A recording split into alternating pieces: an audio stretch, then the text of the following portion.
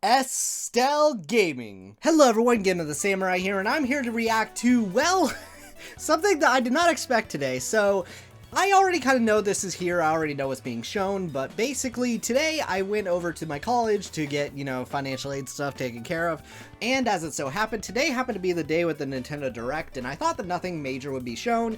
Lo and behold, I was stupid, and the Trails in the Sky remake actually got announced, so I'm here to react to it. Let's go ahead and see what this actually looks like. I have the Japanese trailer because it was in a sizzle reel, and it was in it for like 2 seconds. I did not actually get a very good look, although people are already posting screenshots like crazy. Anyway, whatever. Let's go ahead and take a look at this game. I'm so excited. Oh my gosh, let's do it.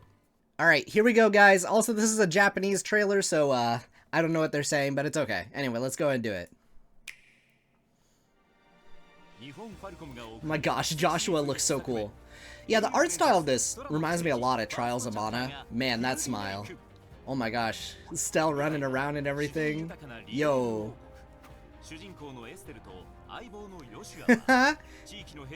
Aibo. Man. This is so cool. This is so weird seeing this in 3D and everything. I know it looks great. Oh my gosh. Okay. Oh wait, she hit and then immediately entered turn-based combat. Immediately. Okay. Okay. So that's like Daybreak. So is like the freeform hitting part of it, or is it just when you get into like attacking right away? That's really cool. Okay. Okay. I want to look over earlier again because like one big thing with Daybreak obviously is that it has like action RPG combat. And there's been a lot of confusion with people I talk to.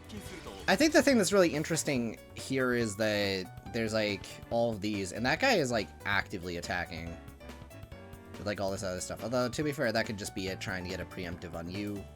So I'm not 100% sure. It's really interesting that off the bat you always have attack, arts, crafts, and defend. Which, okay. If this is like Daybreak, then you probably can freely move around as much as you want, which is why it would have a defend option now, just like Daybreak does, which is interesting. But I do know one thing for sure. Okay, it just went for a melee attack and got into it.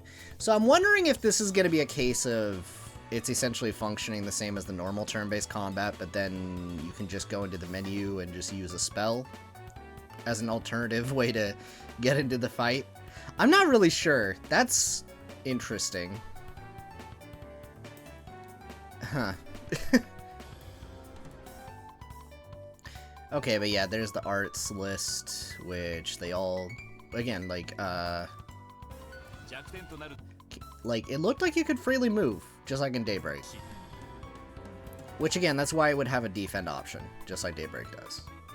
So that's really interesting. But yeah, it's kind of cool because the game does look like, I see, obviously, that's very Trails, that camera angle. But the general look of the game, again, feels very Trials of Mana to me. Like, it's definitely more stylized, probably with the Switch in mind. This looks like this was made definitely for the Switch, as opposed to Daybreak, which is made for more advanced consoles. Which is really cool. Okay. Man, this looks so good. Man, this looks... It's so crazy seeing all of this in 3D. Like, there's the clock tower. I mean, it was in 3D before, technically, but, like, god dang. Wow. Like, there's the Orbital Factory. Everything is where it should be. This is so cool. This is so cool. I don't know what's up with these buildings a little bit. I don't know if, like, the textures are done. It looks a little weird. Okay. Well, let's go ahead and just talk about the idea of this game for a bit. So I think one thing that's really interesting, I'm just gonna run this on loop. I think one thing that's really interesting about Trails in the Sky is that it is obviously the very first game in the series, and is the one that I very often tell people to start with, but it's a little rough, obviously, because it is a much older game. However, I will certainly say this, it is interesting at the same time that I think there's going to be certain aspects of Sky that I'm not quite sure will ever be, like, resolved in terms of comparing it to later games from a fun factor. It kind of has a little bit of Final Fantasy IV effect. A lot of party members kind of go in and out. all the time, so you can't really go crazy with party compositions and all that sort of thing, which is a big weakness that I feel Sky First Chapter has compared to pretty much any of its sequels, where you have like generally some kind of full control over your party.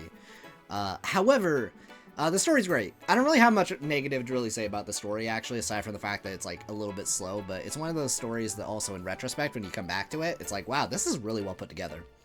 And, man, this looks so good.